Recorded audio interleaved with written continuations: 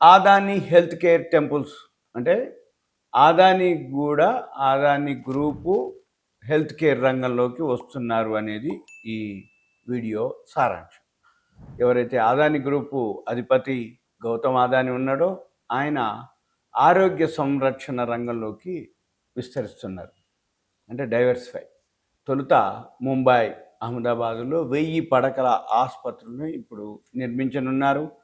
Adani health care temples కింద ఏవైతే రానున్న ఈ ఆసుపత్రులు ఏఐ తోటి, కృత్రిమ మేధ, ప్రపంచ స్థాయి నాణ్యత ప్రమాణాలతోటి అందుబాటు ధరల్లో సేవలు అందిస్తామని శుక్రవారం నాడు చెప్పడం జరిగింది.